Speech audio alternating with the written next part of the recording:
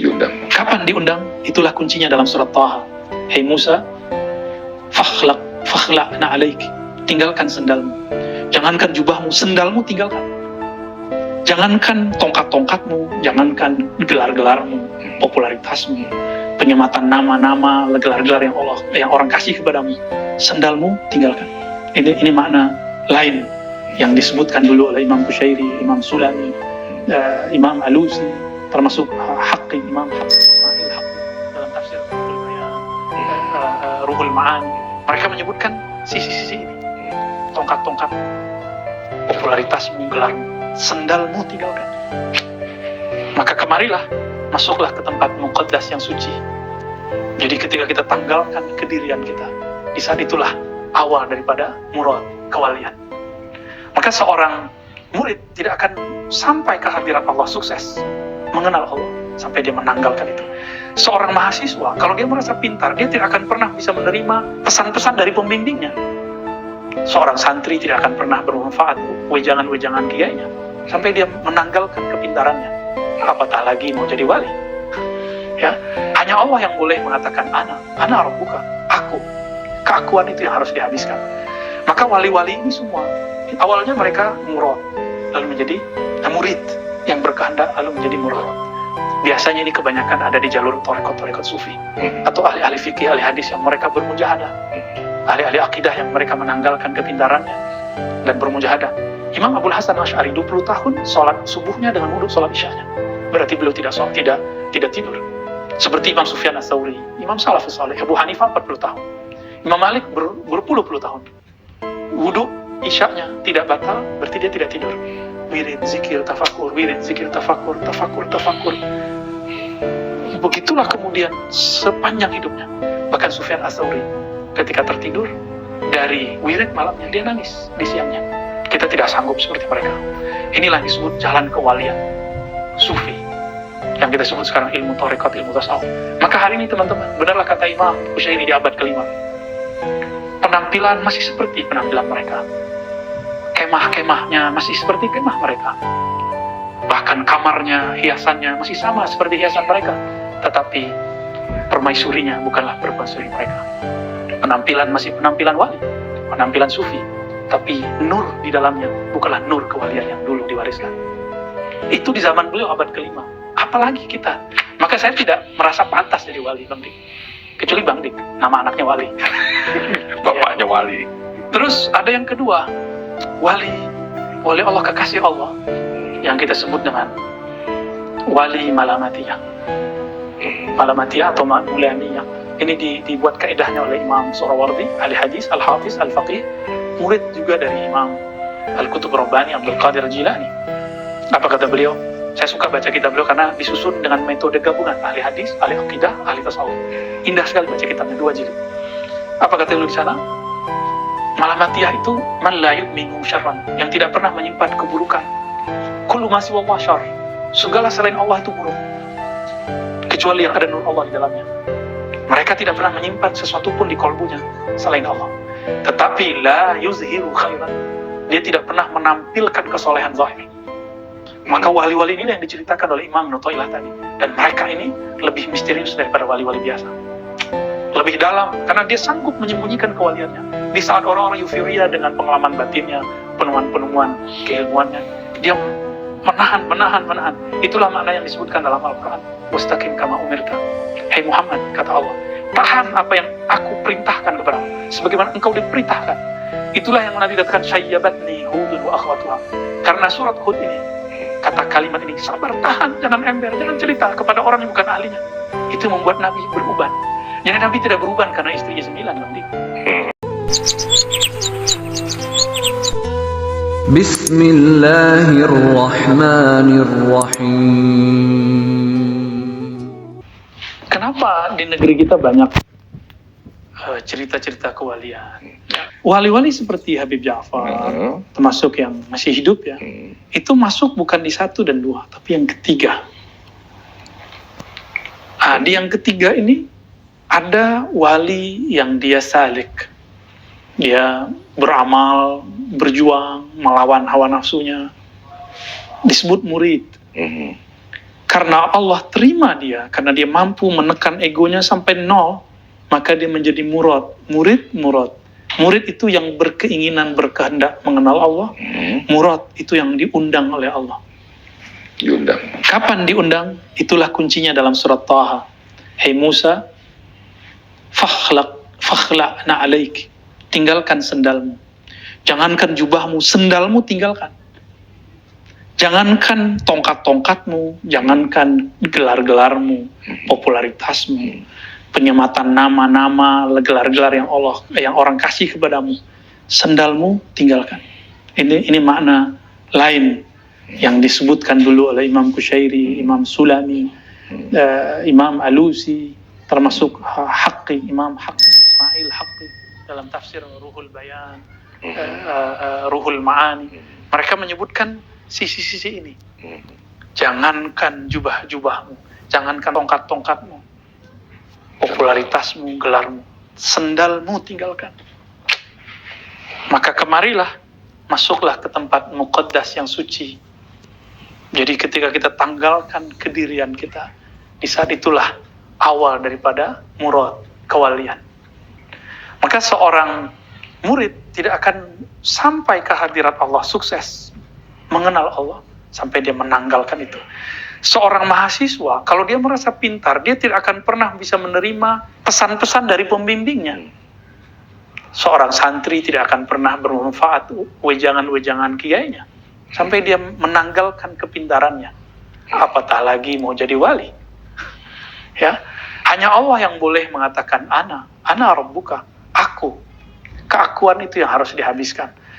Maka wali-wali ini semua awalnya mereka murad, lalu menjadi murid yang berkehendak, lalu menjadi murad. Biasanya ini kebanyakan ada di jalur tarekat sufi, atau ahli-ahli fikih, ahli hadis yang mereka bermujahadah, ahli-ahli akidah yang mereka menanggalkan kepintarannya dan bermujahadah. Imam Abul Hasan Asy'ari 20 tahun sholat subuhnya dengan wudhu sholat isyanya. Berarti beliau tidak tidur. Seperti Imam Sufyan Ats-Tsauri, Imam Salafus Saleh, Abu Hanifah 40 tahun. Imam Malik berpuluh-puluh tahun. Wudu isyanya tidak batal, berarti dia tidak tidur. Wirid, zikir, tafakur, wirid, zikir, tafakur. Begitulah kemudian sepanjang hidupnya. Bahkan Sufyan Ats-Tsauri ketika tertidur dari wirid malamnya, dia nangis di siangnya. Kita tidak sanggup seperti mereka. Inilah yang disebut jalan kewalian sufi, yang kita sebut sekarang ilmu tarekat, ilmu tasawuf. Maka hari ini teman-teman, benarlah kata Imam Qushairi di abad ke-5, penampilan masih seperti penampilan mereka, kemah-kemahnya masih seperti kemah mereka, bahkan kamarnya, hiasannya masih sama seperti hiasan mereka, tetapi permaisurinya bukanlah permaisuri mereka. Penampilan masih penampilan wali, penampilan sufi, tapi nur di dalamnya bukanlah nur kewalian yang dulu diwariskan. Itu di zaman beliau abad ke-5. Apalagi kita. Maka saya tidak merasa pantas jadi wali, Bang Dik. Kecuali Bang Dik, nama anaknya wali. Bapaknya wali.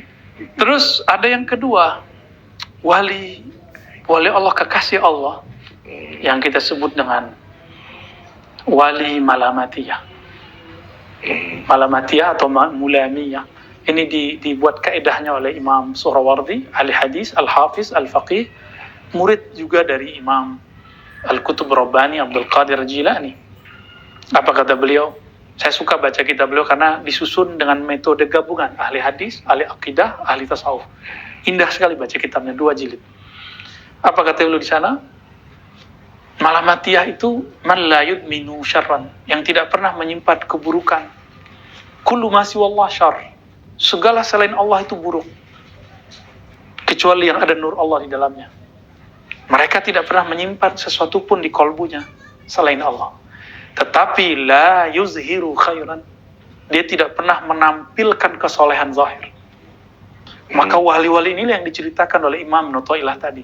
Dan mereka ini lebih misterius daripada wali-wali biasa. Lebih dalam, karena dia sanggup menyembunyikan kewaliannya. Di saat orang-orang euforia dengan pengalaman batinnya, penemuan-penemuan keilmuannya, dia menahan.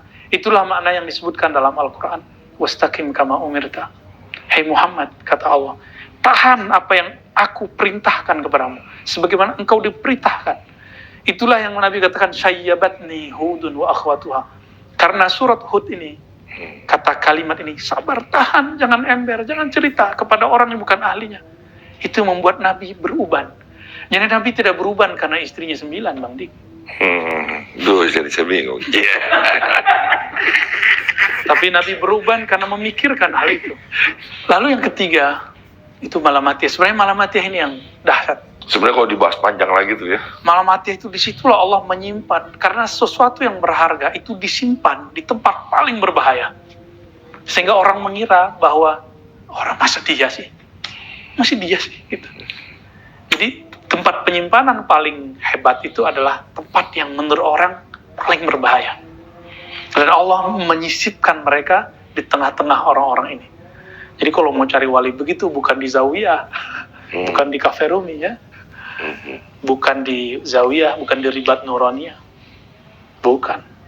Tapi di tengah kehidupan kita ini, orang-orang ini, mungkin dia berpenampilan yang menurut kita kan membayangkan wali itu zuhud, belum tentu dia berzuhud secara zahir.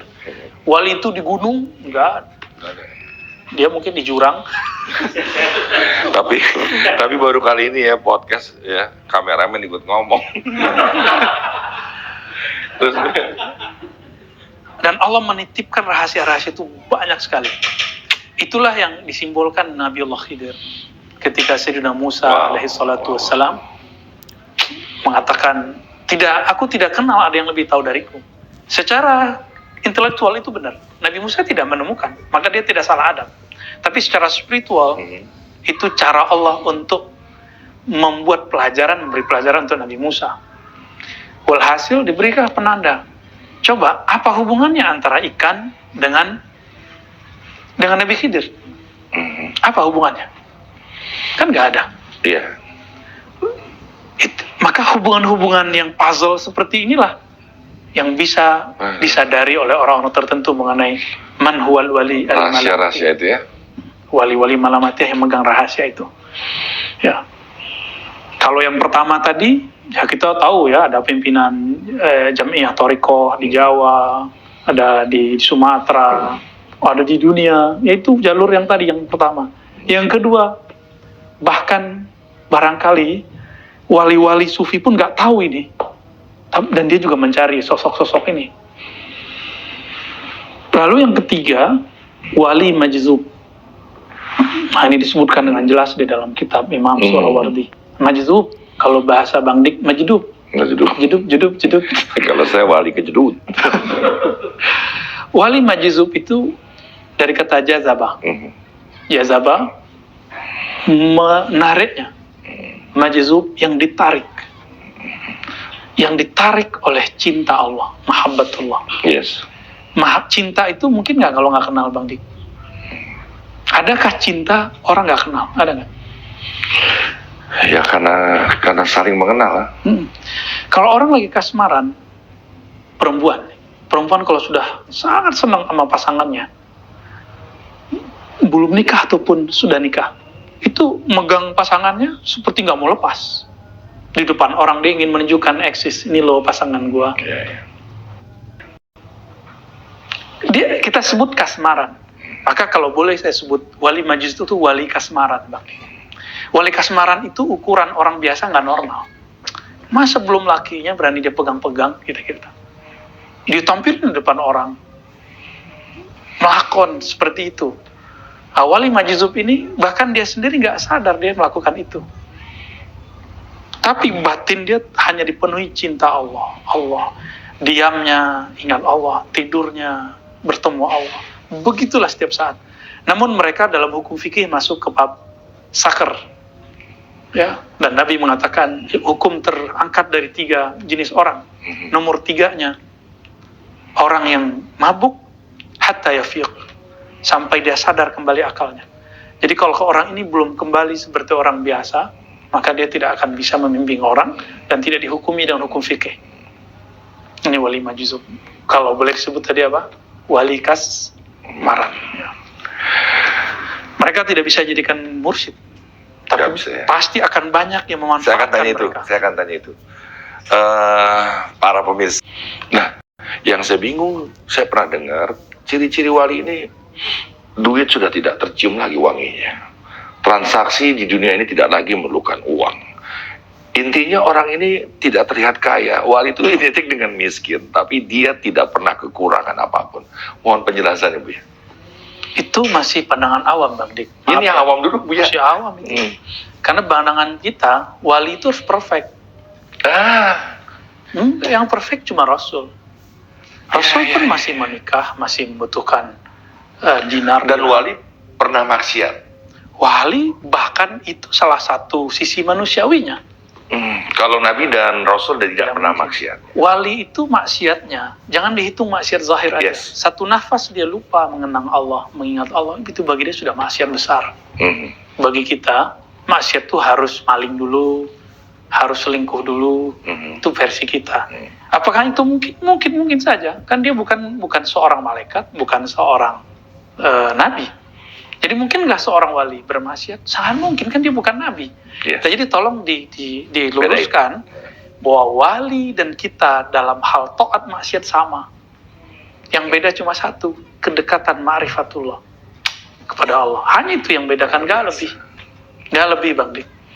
Tapi itu spesial nggak? Dekat kepada Allah itu spesial sekali. Jadi jangan dibayangkan wali itu mesti nggak cinta duit. Dia bergelimang dengan duit, tapi dia nggak cinta duit. Dia mungkin banyak istri, tapi dia tidak terikat oleh istri itu. Itulah Nabi istrinya banyak. Yes. Nabi Sulaiman istrinya 400, lalu pelayannya 600. Wow. Ya. Dan itu tertulis dalam Bible, Perjanjian Lama, tertulis dalam Al-Quran, terjadi dalam hadis ya. Dalam Al-Quran tidak disebutkan, hanya Nabi Daud ayahandanya 100 istri, 99 mau nambah 100 ditegur oleh Allah. Kalau Nabi Sulaiman sama Nabi Muhammad kuatan mana, Bang Dik? Ya harusnya Nabi Sulaiman. Tapi nggak ada apa-apanya sama Nabi Muhammad. Lebih kuat Nabi Muhammad. Seharusnya Nabi Muhammad boleh menikah seperti banyaknya jumlah. Tapi dibatasi. Beliau mendiskon dirinya karena umurnya pendek.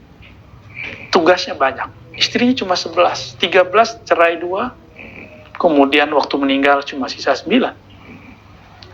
Ya, ini pengertian cerai kan kepotong nih. Dia cerai apa mengundurkan diri? Ya, dua-duanya. Ya cerai begitu. Karena biasa, para istri pun berkonspirasi di zaman Nabi. Jadi sangat biasa. Mungkin dia bekerja, bahkan mungkin dia tidak menikah. Jadi nggak ada urusannya dengan dia menikah satu orang banyak. Nggak ada urusan. Nggak ada urusannya. Itu urusannya antara sir kolbunya dengan Allah Subhanahu Wa Taala. Jadi pencirian wali jangan terjebak lagi dengan pencirian zahir. Tidak sama sekali. Tidak. Nggak ada urusan dengan itu. Urusannya adalah ala inna awliya Allah la khufun alaihim wa lahum yahzanun.